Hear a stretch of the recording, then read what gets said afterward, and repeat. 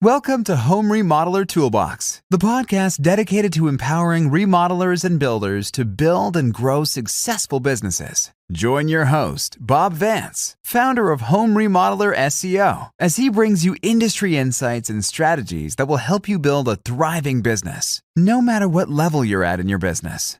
Whether you're a thriving multi-million-dollar business or you're working on building your business from the foundation up, this podcast is your go-to source for industry secrets and actionable strategies that you can implement in your business to get to that next level. So, turn on, tune in, and let's help you build your business foundation one building block at a time. On today's episode of Home Remodeler Toolbox, we're hanging out with John Nieuwenburg, a business coach who's helped tons of trade pros level up their business. Before coaching, John was actually running a $3 billion retail operation. So yeah, he knows a thing or two about leadership and building systems that work. These days, he's all about helping small business owners in the trades. Think HVAC, plumbing, roofing, remodeling. He helps them move from being stuck in the day-to-day grind to actually leading and growing their business. We're talking about how to stop wearing all the hats, how to hire smarter before it's an emergency, and how to let go of those ugh, I hate this tasks that drag you down. John breaks it down in a super practical, no fluff way that makes real change feel doable. If you're ready to take control of your time, your team, and your money, this episode is for you. All right, John. Hey, welcome to the show today. Glad to have you. Thanks for coming on. My pleasure. Thanks for having me. Absolutely. Really looking forward to talking with you today, learning a little bit more about your path to where you came into the coaching business, and then just kind of some of the principal tenets that you talk about and really coach on. So just kind of as a recap, just kind of tell us a little bit about your company and that kind of that winding road from retail to coaching that you've taken to get here. Well, I'm a business coach. I've been a coach since 2004, so about 21 years. But the other answer, which is also true, is all of my life. It was Steve Jobs who said you can only connect the dots going backwards. And I had a kind of an epiphany one morning when I woke up and had this kind of moment where I recognized the dots going back to where I've always been operating as a coach. I'm going to share a few of them with you today. I'm the eldest of 8 children, so you can imagine you get cast in a role pretty early in life. I'm hardwired to be a teacher, and I knew that in high school, but in those days that meant wearing a Harris tweed coat and elbow patches, and that sort of institutional bureaucratic style of teaching didn't appeal to me very much. And the other one I'll share is in the early 80s, I learned something called the Socratic method of leadership. So Socrates said it the best way to help somebody is to help them figure it out for themselves. And of course, that's essentially what the role of a coach is. I'm not here to tell you what you have to do or should do, but I'll help you work out what's the best thing for you to do. Before that, I was the president of something called the BC Liquor Stores. To give you a sense of scale, today it does about $3 billion in sales and 200 locations and 4,000 full-time equivalents. And I started professional life in a thing called Tip Top. It's a national menswear retailer in Canada. And essentially, I started as a sales guy on a floor in a store in Winnipeg in 17 years, lived in a bunch of places in Canada. I was living in Toronto, an executive, and after about 5 years of Toronto, I thought I want to get back to the West Coast, so I got myself headhunted, and that's how I joined the BC Liquor Stores. Okay, great. And so now you're coaching small businesses, a lot in the construction, home improvement industry. You got a lot of experience there. I do. So most of my clients are in some version of trades. They're HVAC, they're plumbers, they're electricians, general contractors, roofers. The businesses are different, the trades are different, but what's universal is the problems they share. Whether you're an electrician or you're a plumber, you're often complaining about time, team, or money. You're saying things like, I've got too much to do and not enough time to do it. I can't get everything done. If I don't do it, it won't get done. You're working 70 hours a week and don't know how to get that back to where you can get your life back. When it comes to team, recruiting's hard. There's always a shortage of good people. It's hard to get people to do work consistently at the level you need, and it's also about getting the culture you want.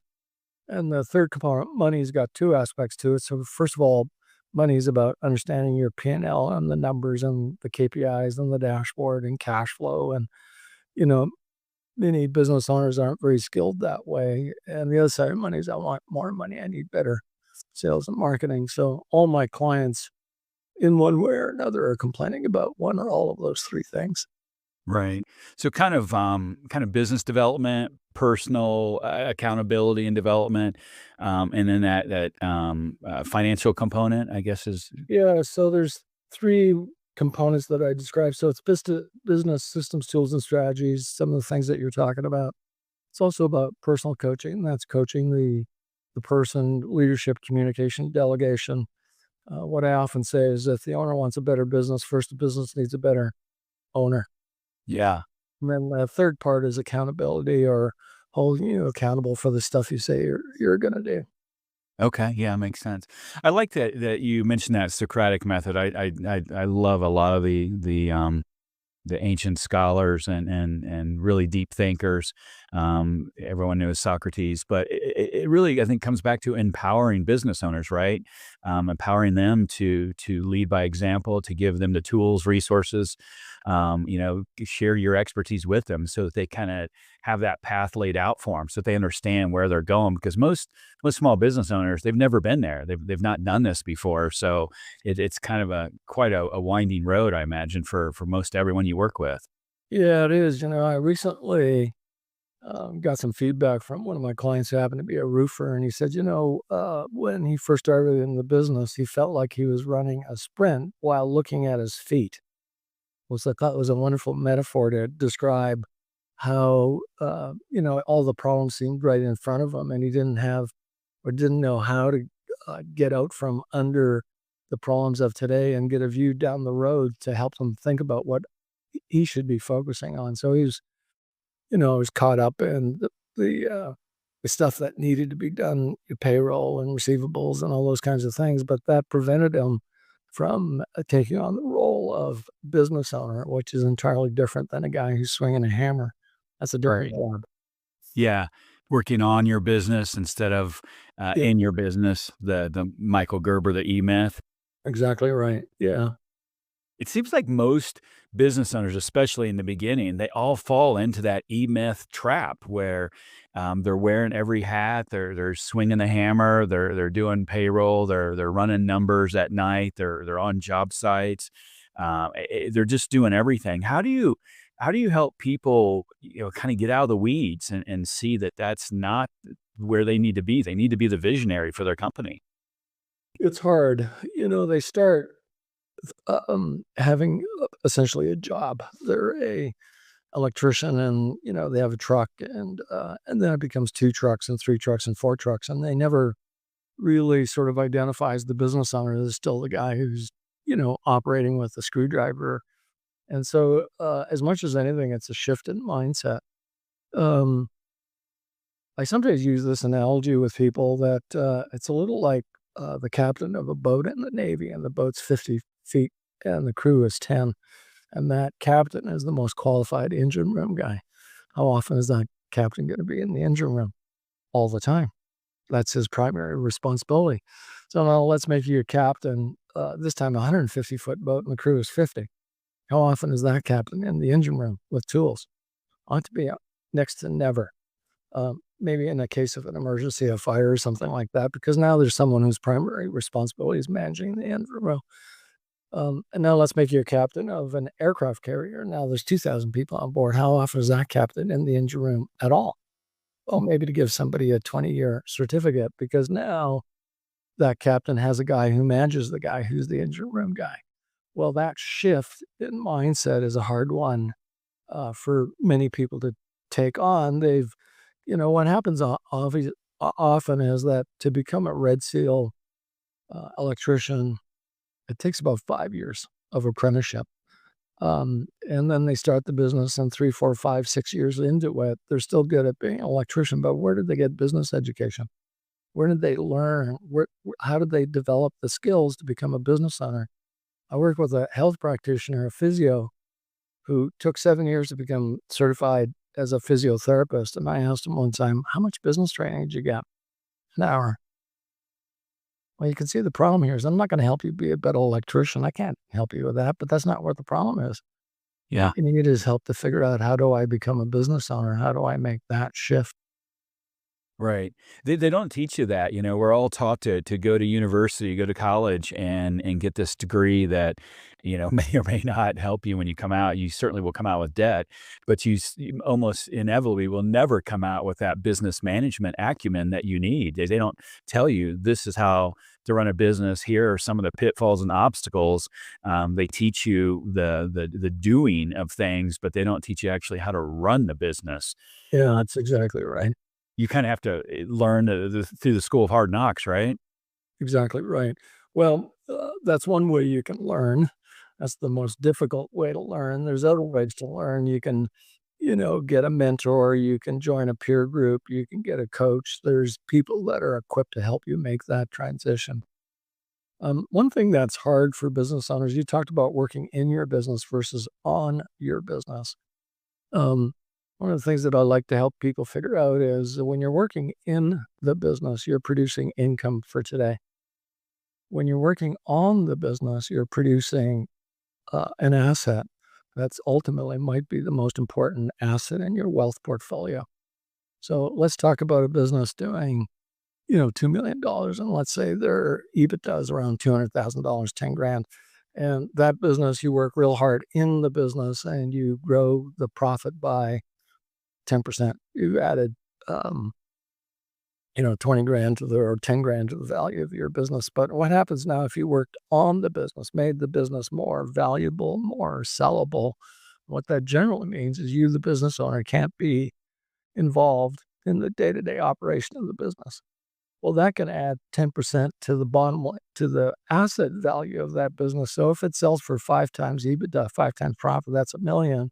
And you add another 10%, there's 100 grand worth of value for yourself, for your retirement. And so we get so focused on today's income that we forget about the fact that this asset, this thing that you're building is probably at the end of the day going to be more valuable than likely anything else that you've got in your portfolio. Yeah. It's not just today's income versus tomorrow's income versus the next day's income, because that's how it goes. It's like you said, it's today's income versus an asset that's going to be worth substantially more. Yeah. And the hard thing about that is amongst the most important things is that the business only becomes truly valuable if the business can operate without the day-to-day involvement of the business owner.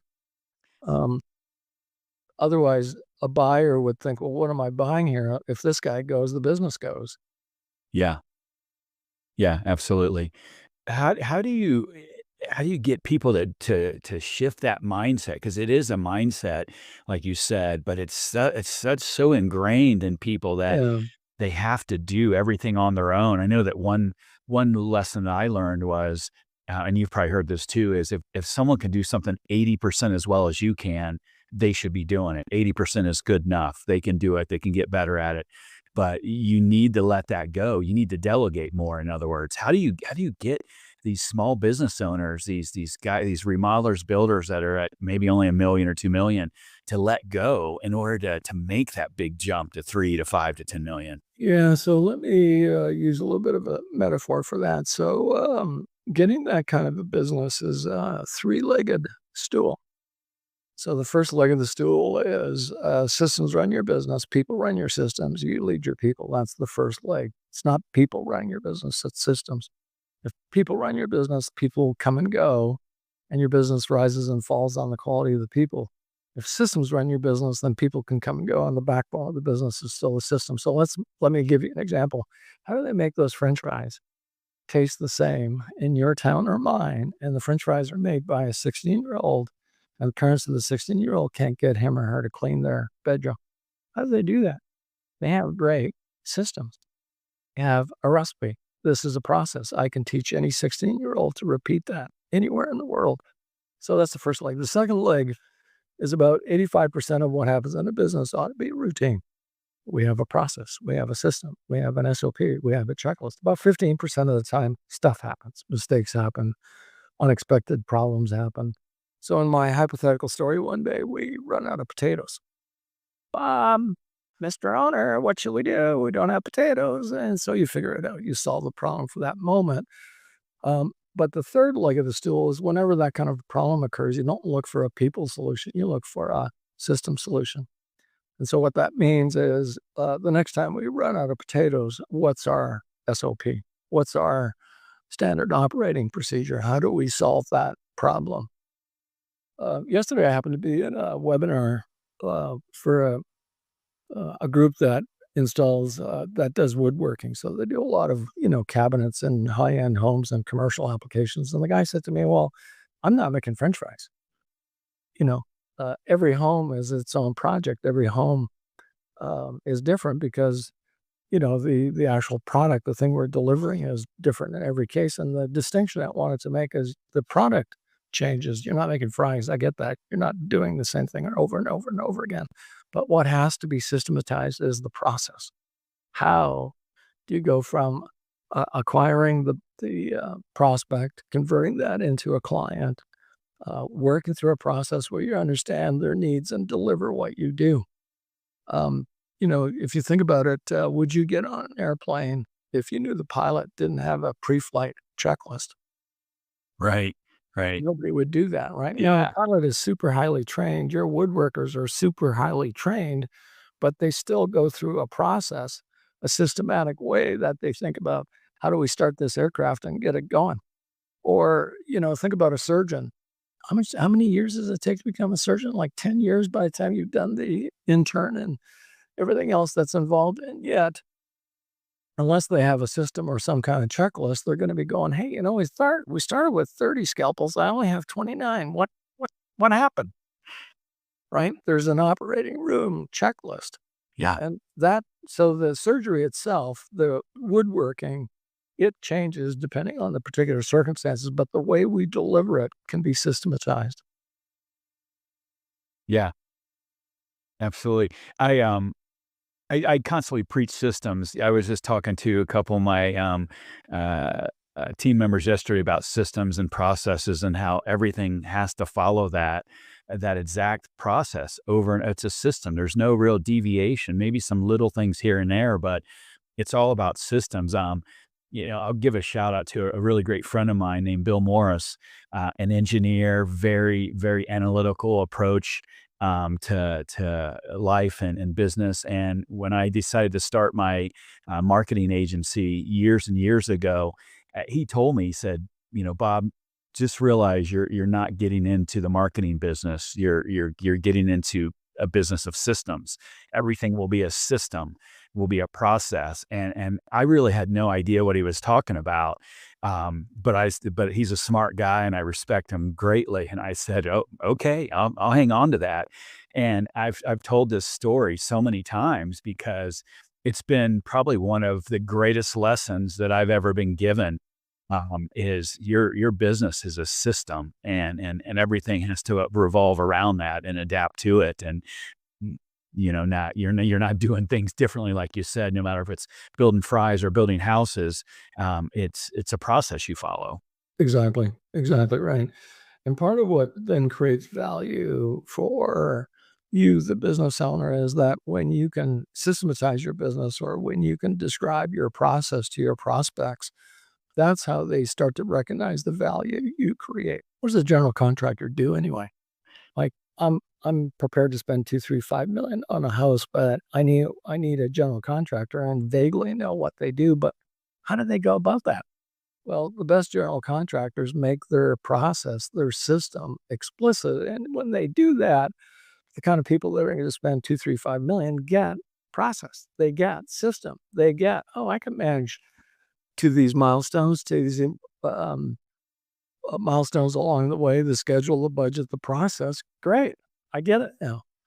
But if people look at your business and there's some magic voodoo that they can't recognize, then you're going to have difficulty with those prospects because they'll remain skeptical. And don't understand. And the other side of that is when you can systematize it, then someone else can buy the business because they say, oh, I can reproduce that. I can do that again and again and again. Yeah. Yeah.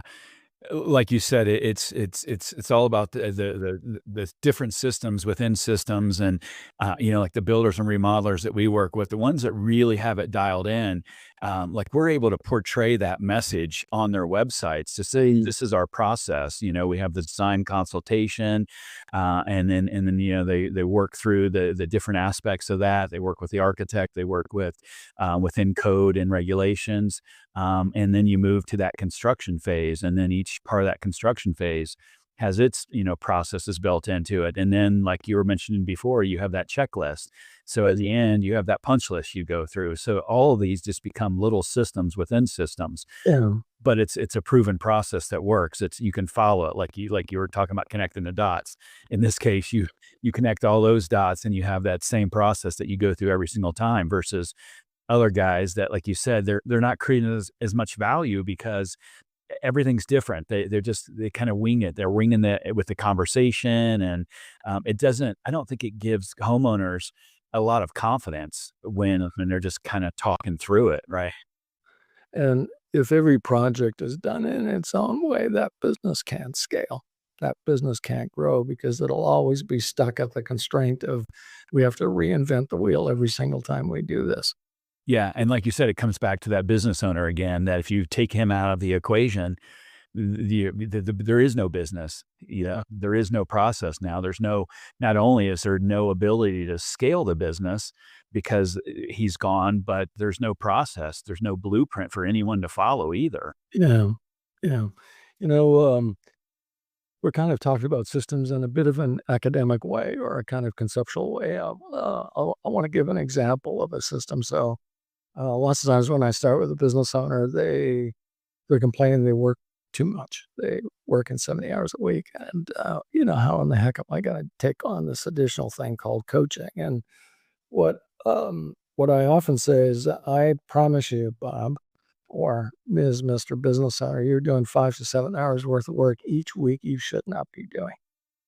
Each, well, well, one way you can do this is, let's do a time audit. Let's record how you spend your time.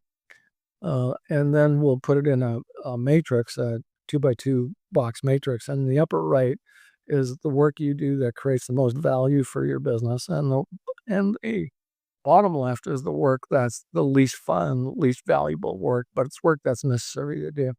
So that's a bit tedious and lots of people don't like to do it, but I will give you a hack, a simple way to understand what I'm talking about, which is, can you keep a list for a week of all the things that when you think about doing it, or when you have to go do it, you say to yourself, oh shit, I have to do payroll. I have to do receivables. I have to do taxes. I have to do bookkeeping, anything that you find tedious, odious, hard to do, or things you do at the end of the day, or things you never get around to. That's the list of things that you should not be doing. That's your intuition telling you. And you can get a virtual assistant to help you with that, and they'll do that work better than you.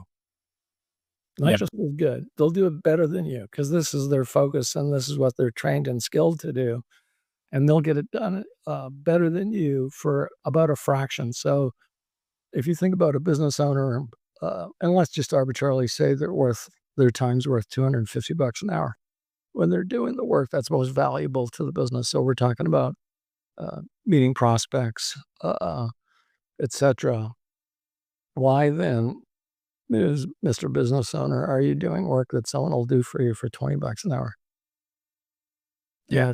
That freed you up for one more hour or more valuable work. That would in turn buy you 10 hours of someone's time to do the work you don't like to do. And what could you do with that? Well, you could go see your kid's hockey game, or maybe you could go for a date sometime, that you can get your life back. And so there's an organized way that we can help you, a systematic way of helping you think about what should you be doing more of, and in turn, what should you be doing less of? Right. Right. The oh shit task method. You got a patent on that? I should trademark it, you know? Yeah, yeah, absolutely, absolutely. Yeah, we've talked about that in the past, and I've since been thinking about that myself. Whenever I find myself doing something, I'm like, Why am I doing this? Is this my value? Do No, I have absolutely. an assistant doing this for 10, $15 an hour? I mean, Yeah. So the next thing that's hard for some people to understand is how do I train somebody to do it? And what I've learned is that what you'll want to do is the first time you ask someone to do something on your behalf, let's say do payroll, you'd want to demonstrate that. In my case, I get on with my VA in a Zoom call. We record the call. And the first thing the VA does is actually write the SOP. So you, the business owner, you're not the one writing the SOP. You're going to describe what you want done and demonstrate the process. But the person who's going to do the work writes the SOP. So what's the value of that? Well, first of all, when you write out the process, you actually have to kind of learn it, imprint it, figure it out. And so that's the first part is you're actually self-teaching. Someone's teaching themselves on how to do it. So that's part one. Part two is when I ask my VA to do something, we kind of have a contract. We know exactly what I mean when I say, hey, would you onboard my new client? There's I don't know, it's like a 10-step process to onboard a new client, and it's documented and it's very visible. And she just goes through and check, check, check, check, check, check, check. And the third part of this is that, heaven forbid, if I ever was looking for a new VA, I could take that SOP and give it to any reasonably competent person, and they'd be able to reproduce it without me having to spend a lot of time training that person again. And so a lot of the work that's on your oh crap list is the kind of work that's similar to making French fries. It's repeatable, it's a recipe, it's a process. Eventually, you'll get to a place where you're going to be asking people to make, you know, blueprints or create kitchen cabinets, and each project's a little bit different, and it's hard to, perfectly create an SOP. But what you can document is your process. This is how we start an airplane. Check, check, check. yeah. The particulars, well, if it's one kind of airplane or another kind of airplane, the actual particulars of what you do changes, but the process doesn't change. Right. In our company, we have two very basic tenets when it comes to that exact concept you're talking about. The first is if you're going to do something more than once, you need to create that SOP document on that first go around. And that's pretty much everything in your company. You're going to do everything in your company more than once. There's no real just one off. I'll never, ever do this again. So Yeah. that's the first principle. You must create that SOP document. And the second for us is what I call the proverbial man off the street. Is that SOP document good enough that we can hand it to the proverbial man on the street and say, hey, do this? And they can sit down at their laptop and do it with no questions asked. And can that happen? And a lot of times that SOP, that first time around, is not at that level. There's going to be questions. And then you fill it in and you go from there.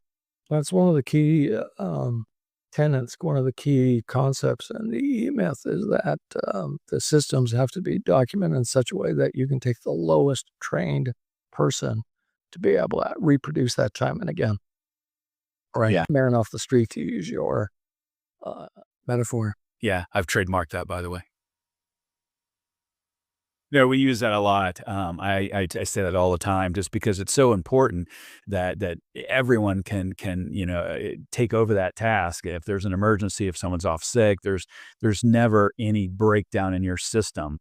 And there's that word again, system. You can always come back to that and know that anyone can step in at any time in any job.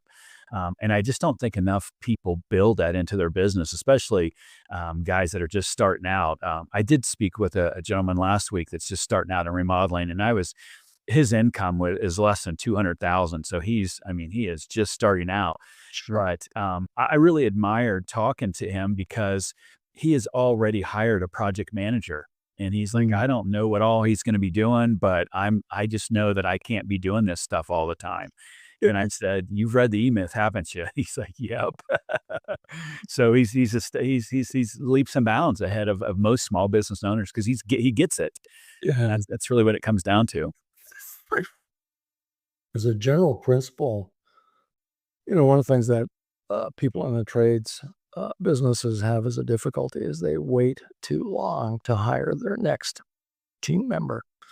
What'll happen is your business is growing and you're getting more and more clients. Excuse me.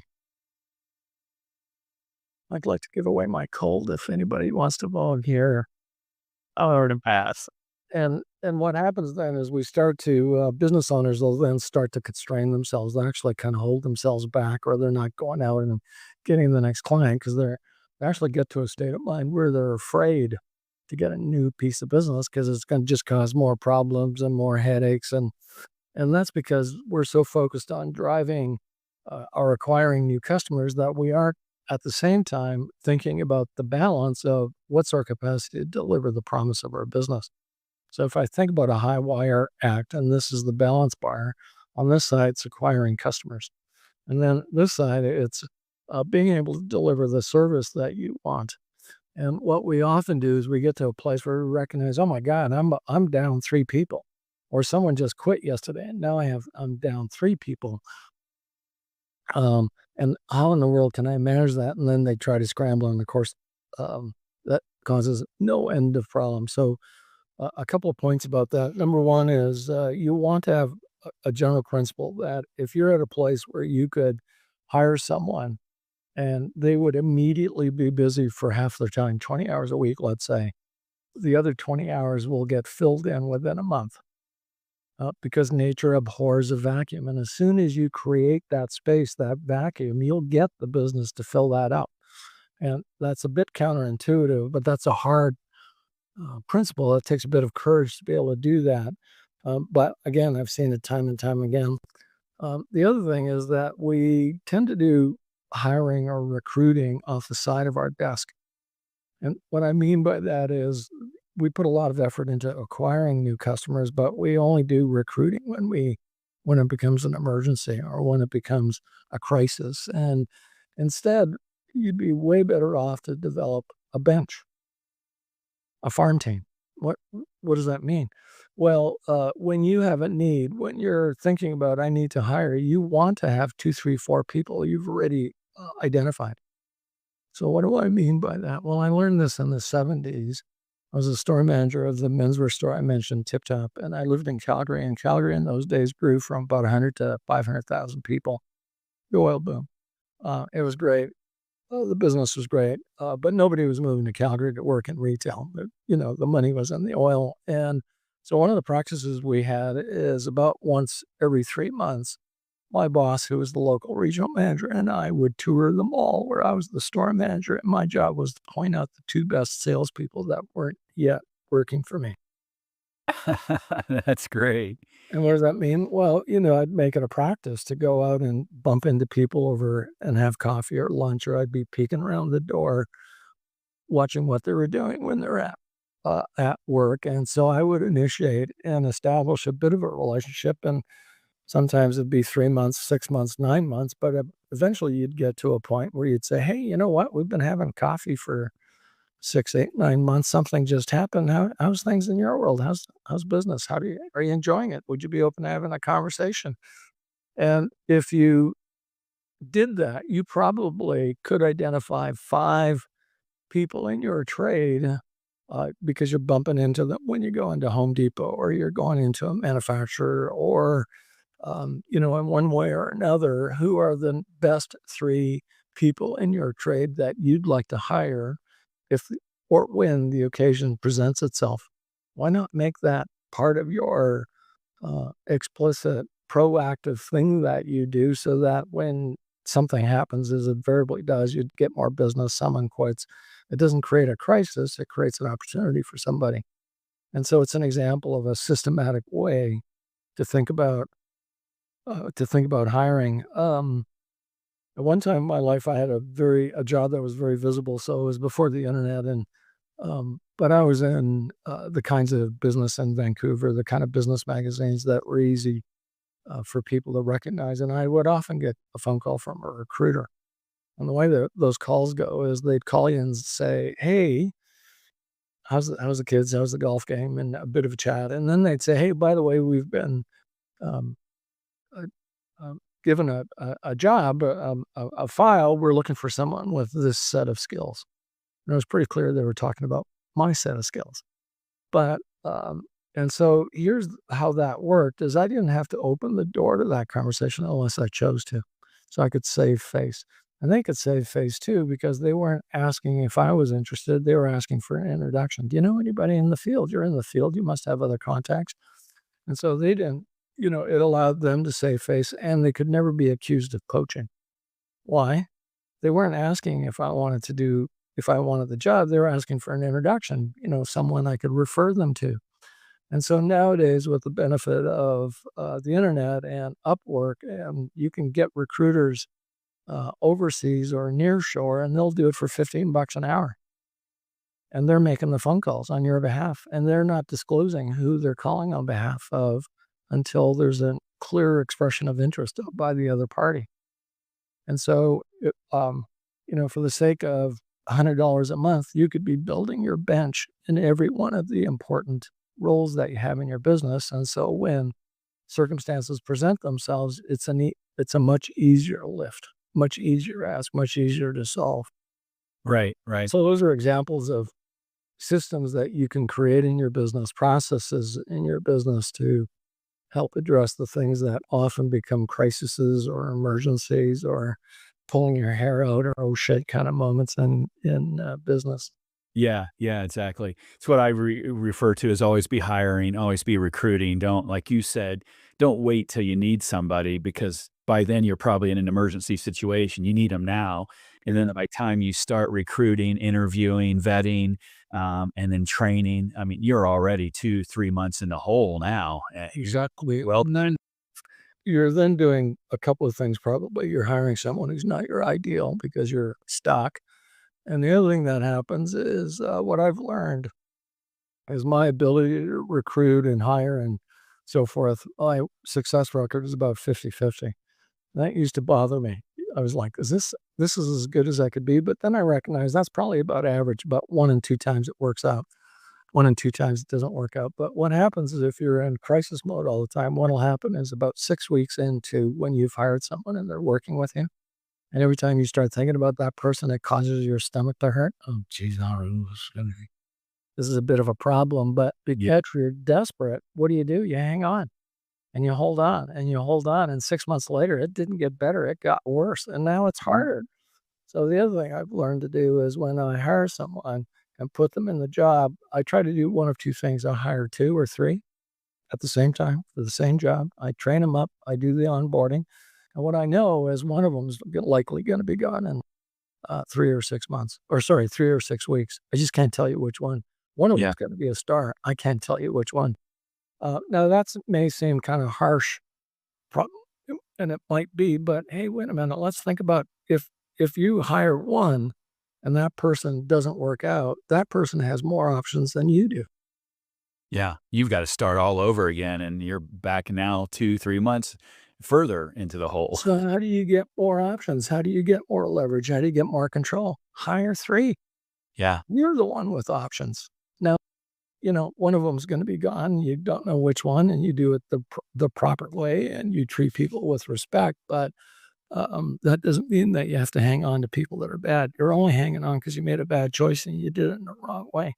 Right. It's another example of systematizing the way that you think about hiring and recruiting and training and onboarding. Yeah. One of my friends told me, hire slow, fire fast. And that's a mantra I've always held on to. Dude.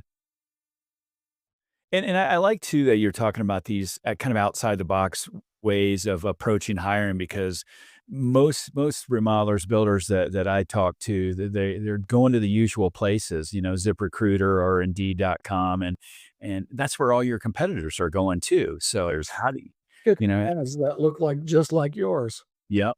And why would anyone pick your ad compared to someone else's ad? There's that's not even table stakes anymore. That won't even get you to the party.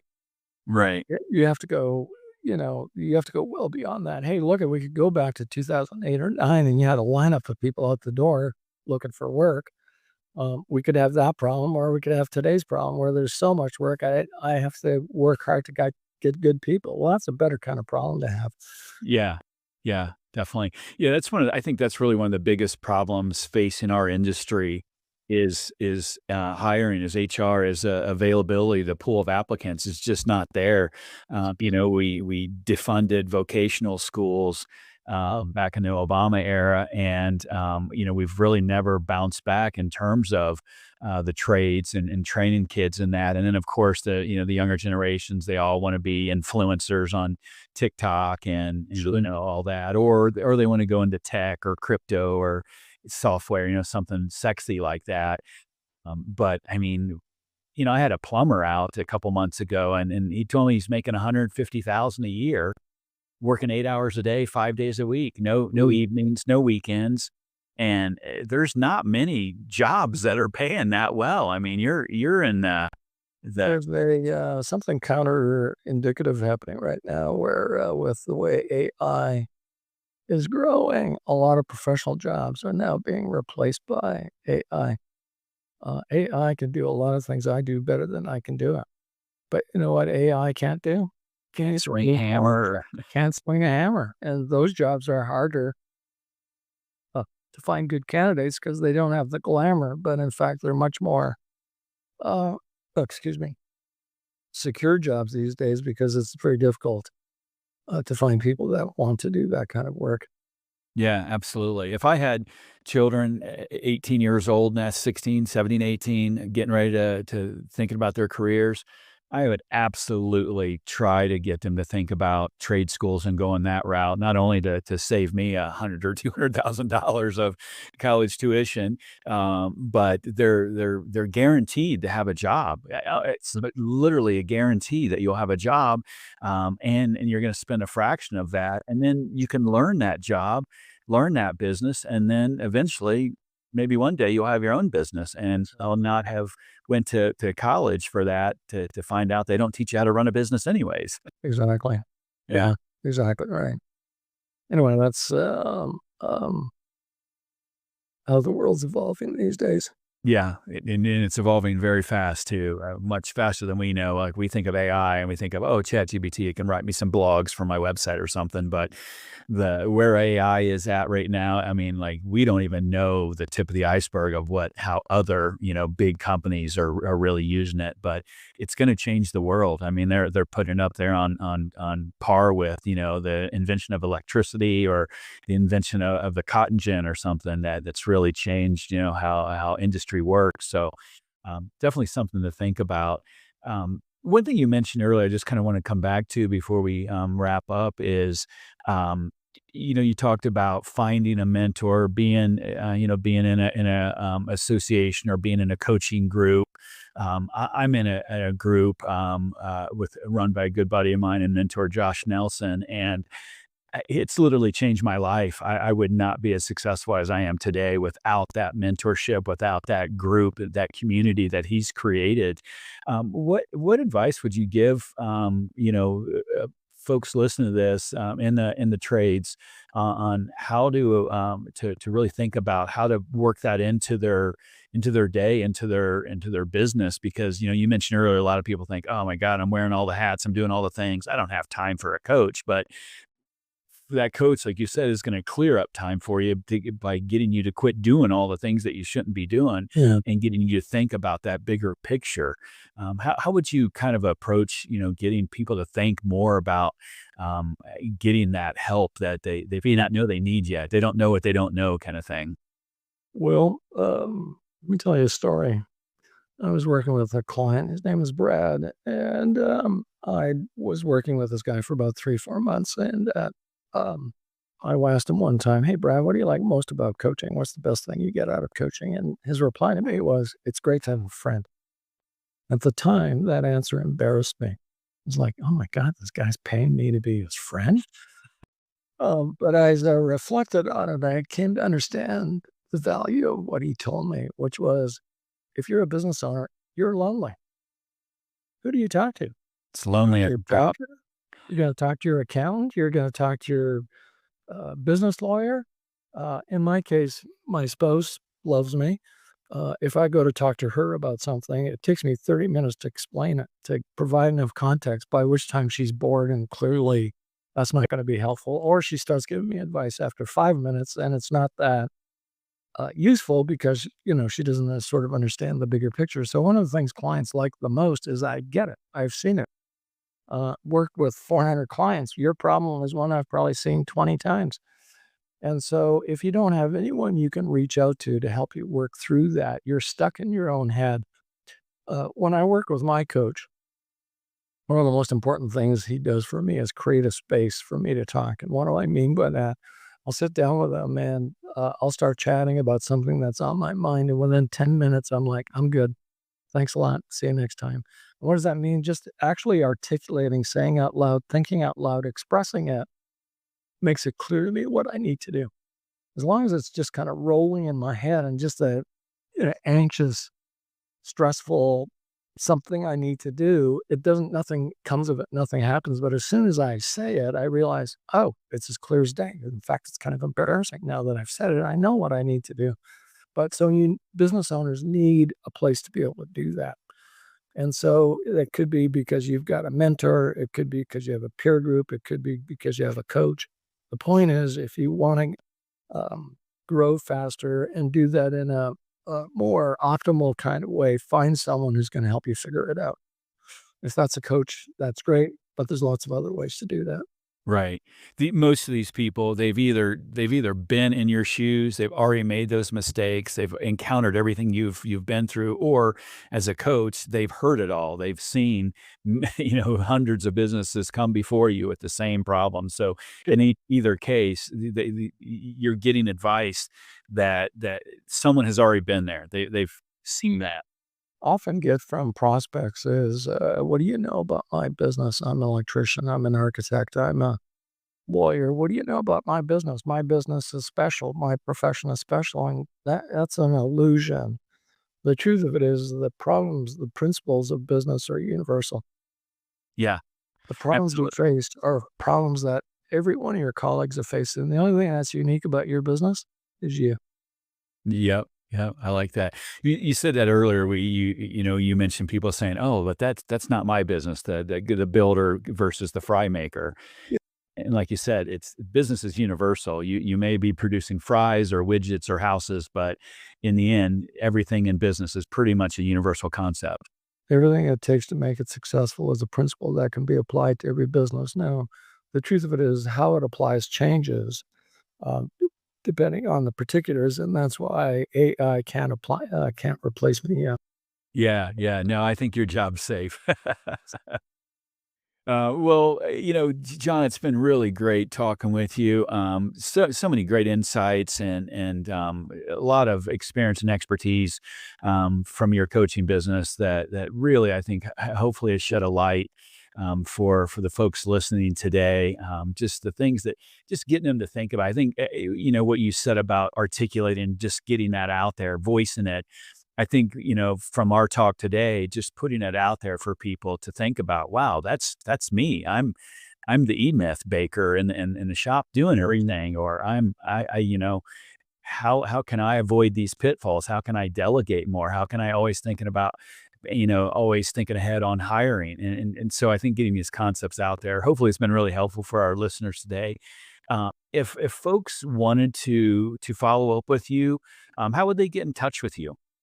I'm really easy to find. It's w5coaching.com or John at w5coaching.com or my last name is Nieuwenburg. Google it. You'll find me. I'm on all the social platforms, Twitter and Facebook and LinkedIn, W5 Coaching.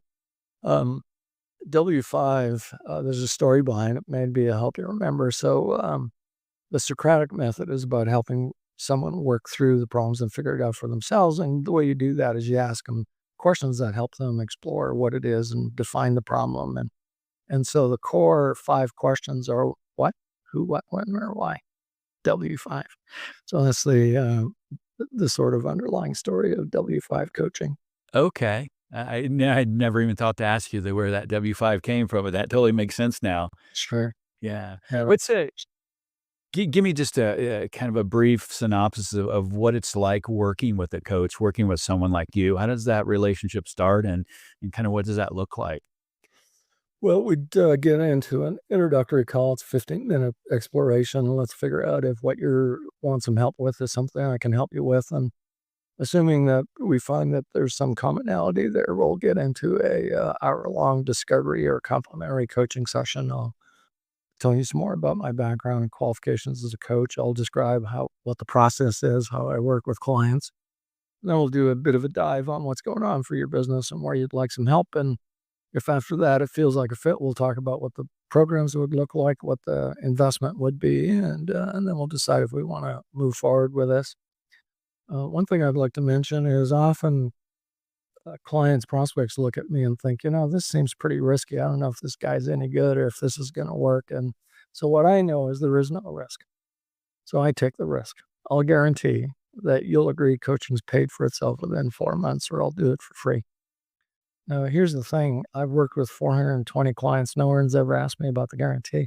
But from my perspective, I know there's no risk. So I'll take the risk. Now, the guarantee comes with a caveat. And the caveat is that you've got to do the things you've agreed to do. I can't do your push-ups. If, on the other hand, you say, I'll do 10 push-ups, and you do those 10 push-ups, and you do that 4 months in a row, you'll get a result by however you choose to define that result. Some people, my life is better, I'm making more money. Whatever success looks like for you, you'll agree that that's happening, or you can see how it's happening within 4 months. I like it. I like it. I also saw on your website too. I just want to mention real quick here, w5coaching.com. You've got some great resources on there. You've got some great guides to think about, and book recommendations, everything that can really get you started if you're just starting out. So, excuse me. I think you've got a lot of resources there on your website just to get people started along. Yeah. So we've probably done 400 blogs. The problem with the way blogging works is they're in chronological order. There's no rhyme or reason to them. So what we've learned to do is we've organized them into themes. So there's the ultimate guide to being a business owner, the ultimate guide to time management, the ultimate guide to delegation. And what that does is we've organized the blogs so they are collected into a hub or a guide to help you work your way through. So if you're looking for solutions to some of the things, go to the resources page and pick the ultimate guide that feels like the right one for you. And you'll find a lot of great information and ideas. And that might be enough to help you through. And sometimes what I've learned is knowledge is cheap. AI, Google, knowledge is easy to find. The hard part of doing it is executing, implementing. So I get paid not for knowledge. I get paid for helping you execute. I like it. I like it. Well put. Well put. Well, John, thanks a lot for coming on the show today. Really appreciate having you. Some really great insights. I think that if we can just have one person say, hey, I really got some great value out of this, then it's a success. But really enjoyed having you on. Thanks for sharing all your insights, all your expertise, and definitely look forward to having you come back on the show and we can dive a little deeper into some of these business principles and keep the industry moving forward. Thanks, Bob. It's been a pleasure having this chat with you. I'm glad to be here. All right, great. Well, thanks everyone for listening today. Thanks for turning on and tuning in to the Home Remodeler Toolbox Podcast. And we will look forward to seeing you on the next episode. Take care, everyone. Hey, if you liked our podcast, join the remodeling community and hit subscribe. We would love to hear from you. So be sure to share your thoughts on what you might want to hear about in future episodes. If you're ready to take your business to the next level, visit homeremodelerSEO.com and check out our services that can help build your foundation for success. Thanks for tuning in to the Home Remodeler Toolbox Podcast, and we'll see you on the next episode.